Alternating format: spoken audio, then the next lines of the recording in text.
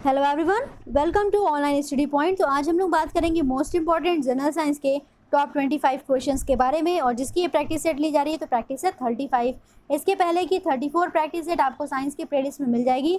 तो काफ़ी अच्छे अच्छे क्वेश्चन उसमें भी डिस्कशन किए गए हैं, और एग्जामिनेशन पॉइंट ऑफ व्यू से ये सारी की सारी अगर आप लोग प्रैक्टिस सेट लगा के जाते हो तो काफ़ी अच्छा स्कोर कर पाओगे।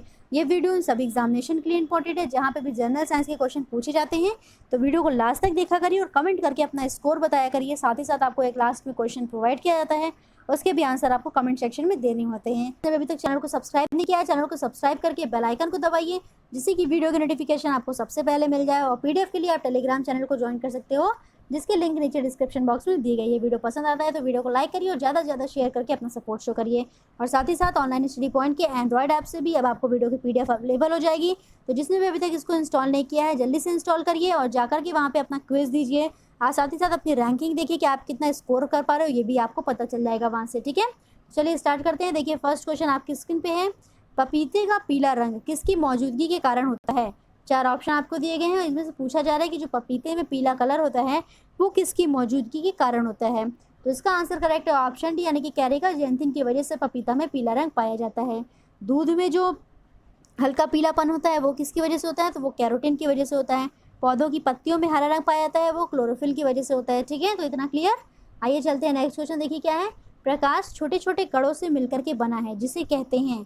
तो प्रकाश छोटे छोटे कणों से मिलकर के बना है जिसे कहा जाता है। तो इसका आंसर करेक्ट है ऑप्शन सी, यानी कि फोटोन कहते हैं। फोटोन क्या होता है, आइए इसका एक्सप्लेनेशन देखिए।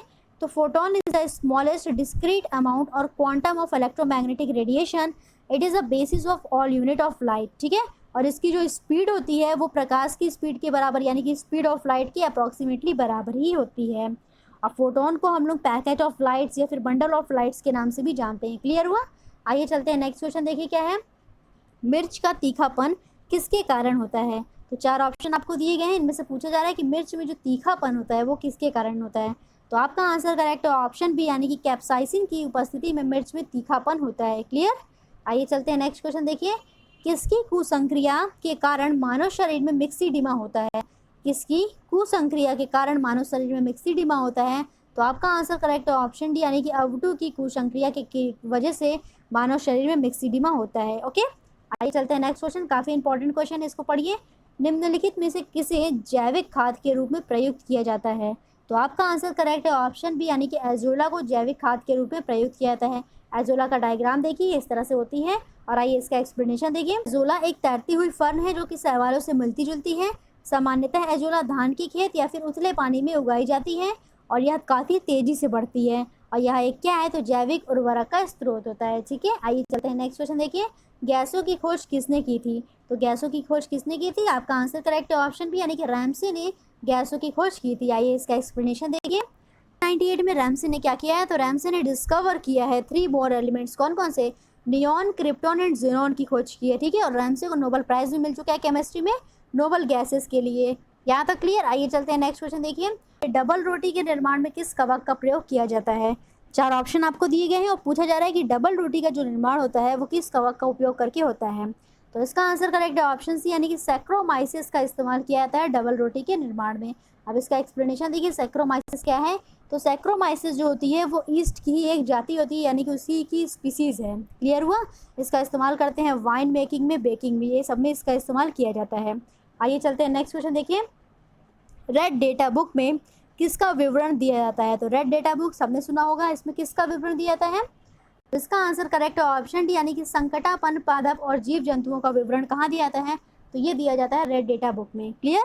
तो रेड डेटा बुक का एक्सप्लेनेशन देखिए। रेड डेटा बुक क्या होती है, तो IUCN यानी कि अंतर्राष्ट्रीय प्रकृति संरक्षण संघ विश्व स्तर पर विभिन्न जातियों की संरक्षण स्थिति पर निगरानी रखने वाला सर्वोच्च संगठन होता है। और यही क्या करता है, तो रेड डेटा बुक में संकटापन्न जो जीव जंतु होते हैं, पादप होते हैं, उनकी उपस्थिति को दर्ज करता है। क्लियर हुआ। आइए चलते हैं नेक्स्ट क्वेश्चन।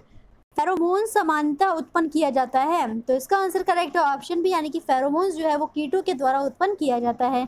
आइए चलते हैं नेक्स्ट क्वेश्चन। देखिए, सिस्टीमा नेचुरे की पुस्तक किसने लिखी है, यानी कि सिस्टीमा नेचुरे पुस्तक किसके द्वारा लिखी गई है। तो आपका आंसर करेक्ट है ऑप्शन सी, यानी कि कार्ल लिनियस के द्वारा लिखी गई है। कौन सी पुस्तक, तो सिस्टीमा नेचुरे। बहुत ही इंपॉर्टेंट क्वेश्चन है ये, इसको जरूर याद रखिएगा। ठीक है, और ऑनलाइन स्टडी पॉइंट के एंड्रॉयड ऐप पे अब आपको सुपर 30 की सीरीज़ भी रात को डेली 10 बजे मिलती है, जिसमें कि सारे के सारे मिक्स क्वेश्चन आपसे पूछे जाते हैं। तो जिसने भी अभी तक ऐप को इंस्टॉल नहीं किया, ऐप को इंस्टॉल करिए और इस सुपर 30 सीरीज़ को दीजिए, आपके लिए काफ़ी बेनिफिशियल होगा आपके एग्जामिनेशन पॉइंट ऑफ व्यू से। ओके, तो चलिए देखिए नेक्स्ट क्वेश्चन क्या है। निम्नलिखित में से किसने भारी जल की खोज की थी? भारी जल यानी कि ड्यूटेरियम ऑक्साइड D2O की खोज किसने की थी? तो आपका आंसर करेक्ट है ऑप्शन बी यानी कि हेरोल्ड यूरे ने भारी जल यानी कि ड्यूटेरियम ऑक्साइड की खोज की थी। आइए इसका एक्सप्लेनेशन देखिए, इन्होंने कब की थी। अब देखिए इनको नोबेल प्राइज़ भी मिल चुका है यूरे को। किस वजह से मिला है? तो डिस्कवरिंग ड्यूटेरियम, ठीक है, the key component of a heavy water. Clear हो गया? कब मिला है? तो 1934 में मिला है। आइए चलते हैं नेक्स्ट क्वेश्चन देखिए। pH 17 से लेकर के 14 में किसका मान बढ़ता है? pH वैल्यू कहाँ से? तो 7 से लेकर के 14 में किसका मान बढ़ता है? तो इसका आंसर करेक्ट है ऑप्शन डी यानी कि OH नेगेटिव आयन का जो मान होता है वो बढ़ता है pH की वैल्यू 7 से लेकर के 14 में। अब आप लोग बताइए अगर pH की वैल्यू कम हो रही है, ठीक है, pH की वैल्यू कम हो रही है 7 से लेकर के 0 में, तो इसमें किसका मान बढ़ेगा ये आपको बताना है। आइए चलते हैं नेक्स्ट क्वेश्चन, क्वेश्चन नंबर 13। निम्नलिखित में से कौन सा तत्व सोलर सेल में उपयोग में लाया जाता है? तो कौन सा तत्व सोलर सेल के उपयोग में लाया जाता है? तो आपका आंसर करेक्ट ऑप्शन है यानी कि सिलिकॉन का उपयोग किया जाता है सोलर सेल में। आइए चलते हैं नेक्स्ट क्वेश्चन, क्वेश्चन नंबर 14 पढ़िए। क्वेश्चन नंबर 14 क्या है? गैमेक्सिन का रासायनिक नाम है? तो इसका आंसर करेक्ट है ऑप्शन डी यानी कि बेंजीन हेक्साक्लोराइड जो है वो गैमेक्सिन का ही रासायनिक नाम है। इसका आप लोग ये देखिए स्ट्रक्चर कैसा होता है, तो बेंजीन होती है और बेंजीन के चारों तरफ क्या होती है? क्लोरीन ऐड रहती है, इसलिए इसे बोलते हैं बेंजीन हेक्साक्लोराइड। बेंजीन का क्या फॉर्मूला होता है? तो ये होता है C6H6 और इसमें आप 6 क्लोरीन जोड़ दीजिए तो ये हो जाएगा बेंजीन हेक्साक्लोराइड का फॉर्मूला। Okay clear? आइए चलते हैं नेक्स्ट क्वेश्चन, क्वेश्चन नंबर 15 पढ़िए। ऑटो हॉर्न ने अणु बम की खोज निम्नलिखित में से किस आधार पर की थी? तो ऑटो हॉर्न ने अणु बम की खोज की थी किसके आधार पर? तो इसका आंसर करेक्ट ऑप्शन है यानी कि यूरेनियम विखंडन के आधार पर अणु बम की खोज की थी। आइए चलते हैं next question, question number 16। Cactus में सूल यानी कि स्पाइन्स किसका रूपांतरण है? तो कैक्टस में जो सूल यानी कि स्पाइन है वो रूपांतरण होता है पत्तों का, ठीक है, पत्तों का रूपांतरण होता है कैक्टस में सूल यानी कि स्पाइन्स। आइए चलते हैं नेक्स्ट क्वेश्चन, क्वेश्चन नंबर 17 बहुत ही ज़्यादा इंपॉर्टेंट है। निम्नलिखित में से कौन सी घटना या निर्णय लेने में सहायक होती है कि प्रकाश जो है वो एक अनुप्रस्थ तरंग है?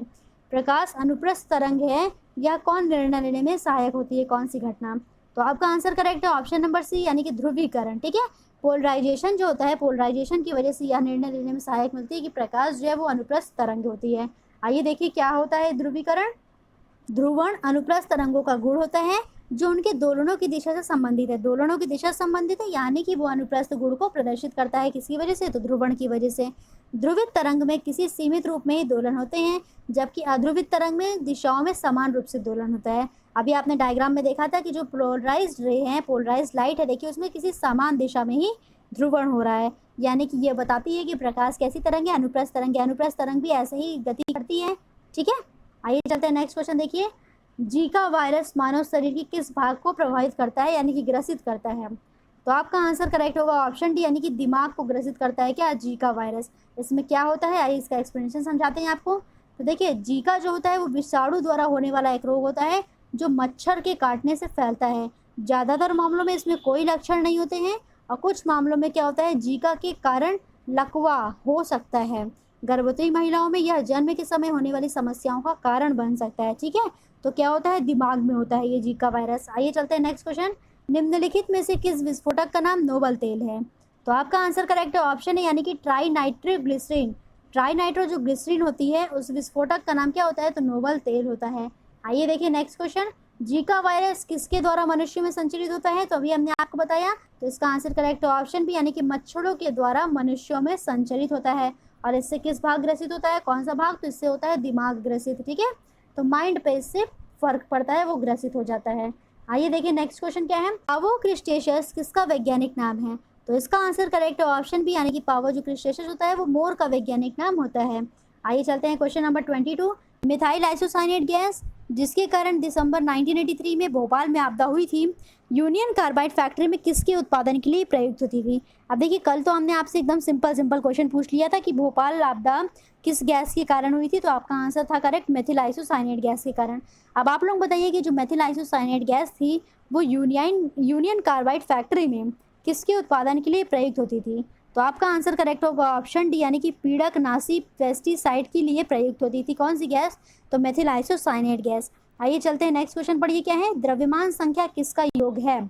तो द्रव्यमान संख्या किसका योग है, तो आपका आंसर करेक्ट है ऑप्शन डी, यानी कि प्रोटॉन और न्यूट्रॉन का योग होता है क्या, तो द्रव्यमान संख्या। हमने आपको ये क्वेश्चन बार बार कराया है कि होता है परमाणु क्रमांक और फिर कोई एलिमेंट है और ये हो गया परमाणु भार।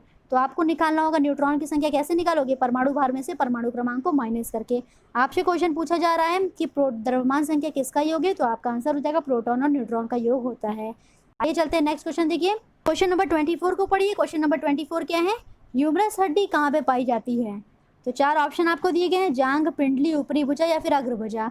तो आपका आंसर करेक्ट है ऑप्शन सी, यानी कि ऊपरी भुजा में ह्यूमरस हड्डी पाई जाती है। आइए चलते हैं नेक्स्ट क्वेश्चन। नेक्स्ट क्वेश्चन देखिए, निम्नलिखित अधातु तत्वों में धात्विक चमक किसके कारण होती है।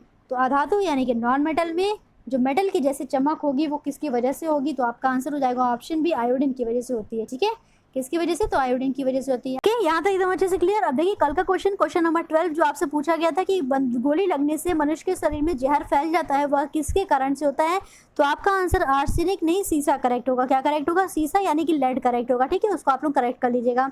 अब देखिए जो कल का क्वेश्चन आपसे पूछा गया है, आकाश में बिजली चमकने से कौन सी गैस निकलती है। तो आपका आंसर होगा ऑप्शन नंबर सी, यानी कि N2 गैस निकलती है आकाश में बिजली चमकने से। अब देखिए आज का क्वेश्चन जो आपसे पूछा जा रहा है कि अफीम प्राप्त किया जा सकता है। 4 ऑप्शन आपको दिए गए हैं, अफीम जिससे भी प्राप्त किया था ये बताइए, और साथ ही साथ बताइए कि 25 क्वेश्चन में से आपने कितने क्वेश्चन को करेक्ट किए हैं।